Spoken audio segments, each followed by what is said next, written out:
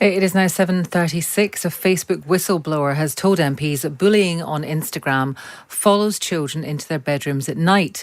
Frances Hogan gave evidence to MPs scrutinising the online harms bill, which the government intends to use to regulate social media firms.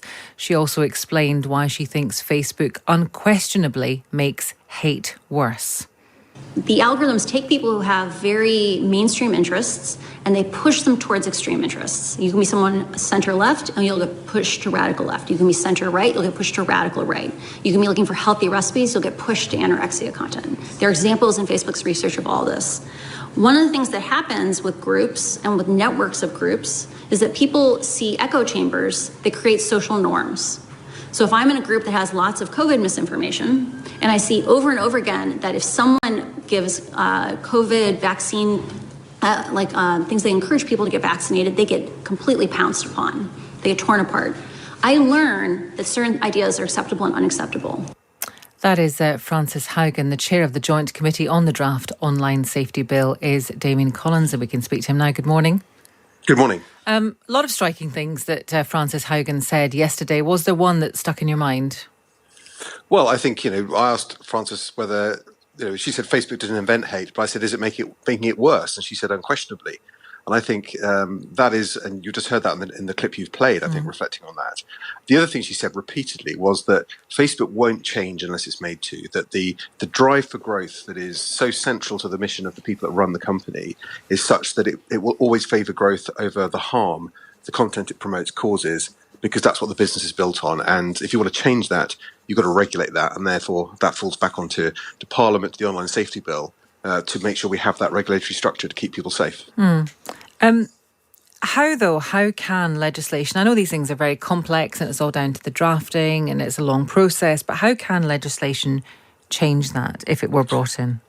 Well, what the draft bill proposes, and the government's intention is to bring the bill in for its second reading in Parliament in the new year, is to create an independent regulator with the power not only to work with the companies to understand what their policies are, to make sure those policies are enforced properly. Facebook, for example, in its terms and conditions says it removes hate speech, but I think many people would say it's not very effective at doing it.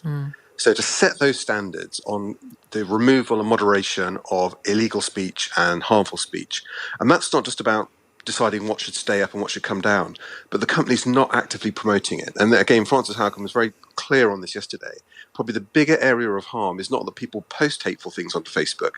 It's that the Facebook itself then uses its systems to recommend that content to people. And Facebook has built up a system over the years where actually the most controversial, the most extreme speech tends to be the speech that people engage with and that it promotes more. So the regulator sets those standards. What the regulator will also be able to do, and this is something that no organisation in this country can do at the moment, is the right to actually audit the companies, to go in and say, okay, show me the data, show me why you promoted that content. Why didn't you stop the spread of this illegal and hateful content that you could have seen and done something about? And then the power to levy big fines against the companies if they don't comply. So this is a totally different regime to what we've had in the past. And I think from what Frances Haugen said yesterday, something that is completely necessary if we want to see reform. And do you think opposition from companies like Facebook to this kind of regulation is purely financial, or is it that they don't like what they would argue is a kind of broad brush approach? They have the technology to do this. And we know that because they've developed that technology to sell advertising. Again, I discussed this with Frances Haugen yesterday, which is to say, if I went to Facebook and said, I want to find people who are vulnerable, maybe young girls who've got concerns over images of self-harm they've been exposed to. If I wanted to find that audience as a group to serve an advert to them, Facebook has created systems to do that. Therefore, Facebook has got the data to keep people safe, to identify where harm is happening. But what it does instead is, rather than mitigating that harm, it amplifies it. The more vulnerable you are, the more likely you are to see content that will harm you. And that has to change, and that's why the regulator is necessary to effect that change. Now, Frances Haugen, I think I'm right in saying, urged for paid-for advertising to be included in the bill. Is that something that you'll consider?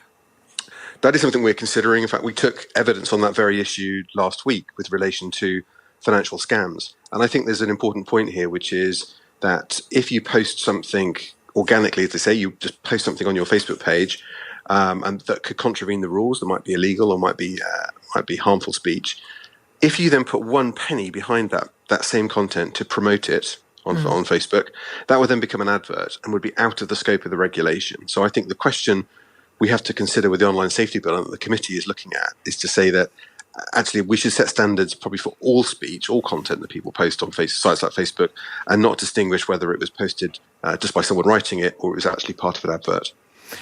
What about, and again, maybe this is a kind of old-fashioned, kind of blunt tool, really, but the idea of restricting people's access to websites according to their age, because, again, I suppose it depends. If you have teenagers, young teenagers who are going on Instagram and who are being drawn into this, terrible world, would it help at all to restrict people's access to Instagram, depending on how old they are?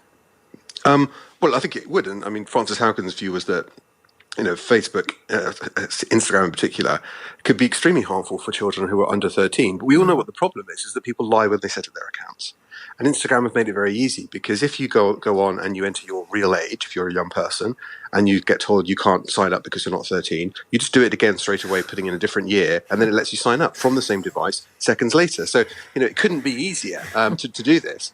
And what Francis Haugen said is, it's not that Facebook know this goes on. Facebook will have data on its users. It's very good at guessing the age of people that use the platform because of the data it collects.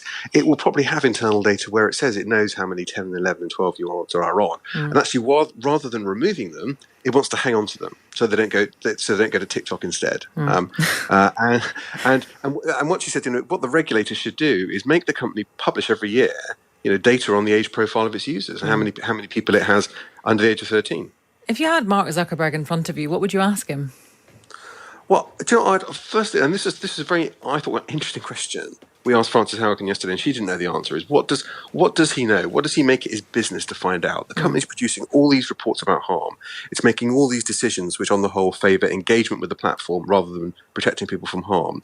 And is he aware of all this information? He ultimately controls the company, and therefore, how does he justify making those decisions? And if he's chosen not to make himself aware of that content, then why? Because that will be a massive dereliction of duty on his part.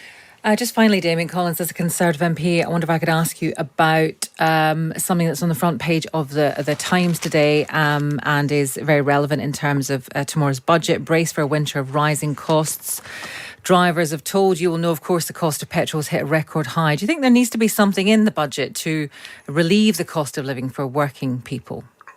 Well, I mean, I think that the Chancellor has to be very mindful of that. We've seen a very strong growth in the economy, a very strong return to work, something we didn't expect, which is actually wages rising and there being a more demand for workers coming out of the pandemic. People might have feared it was the other way around. But alongside that, there are rising living costs as well. So we have tools in place to do that, and for many years now, we've not introduced the annual increase in fuel duty because of the impact that's had on working people's incomes, or all people's incomes. So, yeah, that's what I think the Chancellor's got a lot of things got to get right in the budget tomorrow. But we have to be mindful of that. We don't want to see the prices rising ahead of wages and therefore wiping out the benefit those increasing wages would have. And when you say he should be mindful of it, what do you mean?